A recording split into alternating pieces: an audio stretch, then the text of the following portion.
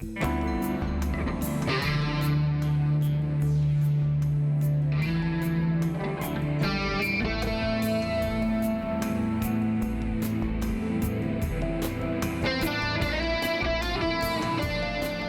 and welcome. Cancel culture presents perilously real dangers, including damage to mental health, the eradication of free speech, and a rise in bullying and mob mentality within society. While originally intended to hold people accountable, its evolution has led to significant psychological and social harms that merit careful investigation. Cancel culture increases anxiety, depression, and emotional distress, especially among teens and vulnerable groups. The constant threat of being ostracized promotes self-censorship and drives young people into social isolation, trauma, and even suicidal thoughts. Public shaming via social media exacerbates feelings of shame, loss of self-worth, and identity crisis for those targeted. Fear of being cancelled deters individuals from sharing their views, impoverishing public discourse. When people self-censor to avoid backlash, democratic debate and open dialogue suffer. Numerous incidents have shown that cancel culture fosters a climate where many are afraid to contribute ideas, with researchers and professionals losing positions over isolated statements or misunderstood intent. Cancel culture operates as a form of mob justice, dispensing punishment that exceeds the original offence. Social media amplifies pack mentality, enabling widespread shaming, exclusion, and the loss of compassion for individual circumstances. This transforms restorative opportunities for learning into destructive episodes of bullying, stripping individuals of support networks and basic dignity. The practice of cancelling fosters deeper societal divides, heightening the us versus them mentality. What began as an accountability mechanism has become a force for social exclusion and polarisation, undermining empathy and forgiveness in public interactions. Being cancelled devastates reputations, careers, and livelihoods, often based on online outrage or unverified accusations. The digital trail of public shaming is hard to erase, leading to long-term consequences for mental well-being and employability. The dangers of cancel culture lie in its potential to harm mental health, chill free speech, and promote bullying and division, all under the guise of social justice and accountability. Recognising these risks is vital to fostering a healthier, more compassionate society.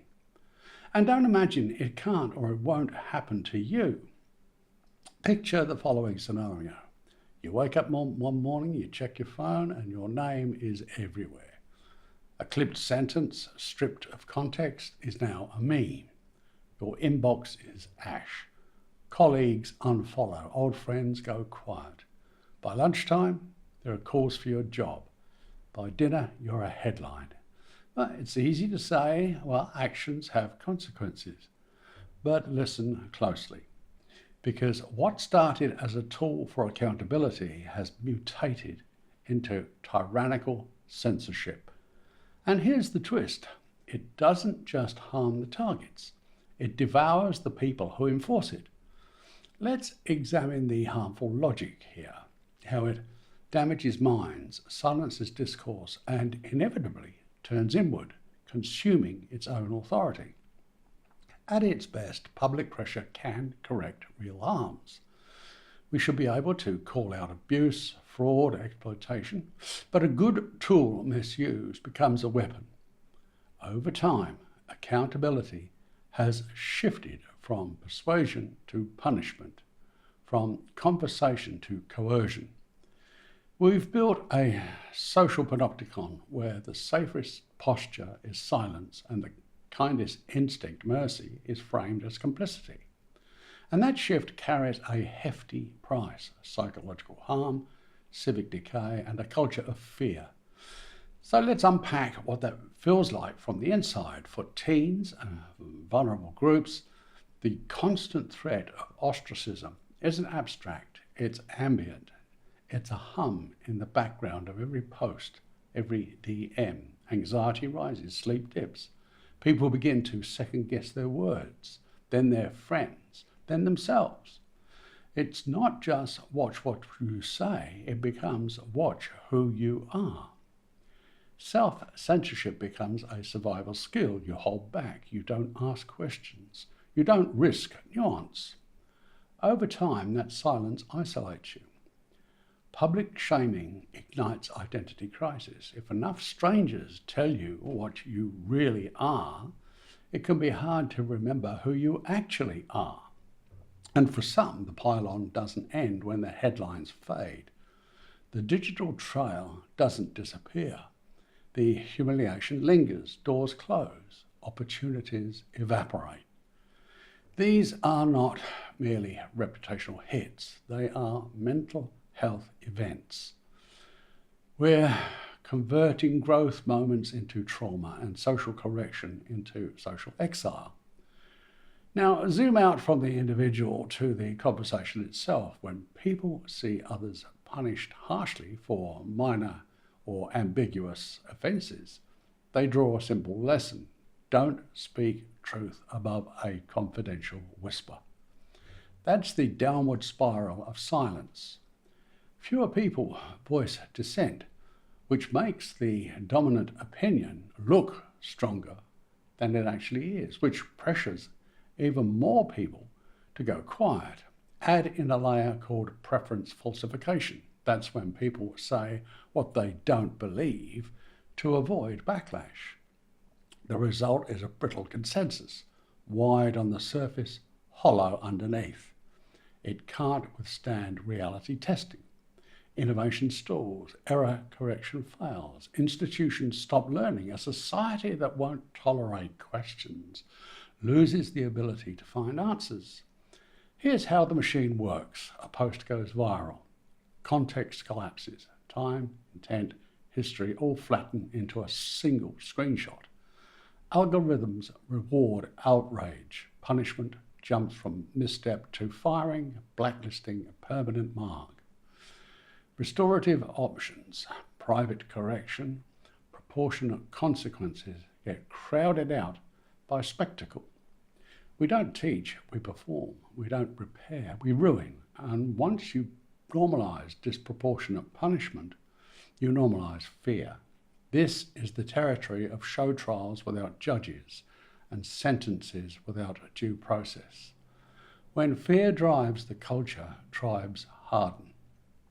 Compassion becomes suspicious. Purity spirals emerge as standards escalate, causing yesterday's enforcers to become today's targets for increasingly minor deviations. People retreat into echo chambers. The other side becomes a cartoon. Empathy erodes.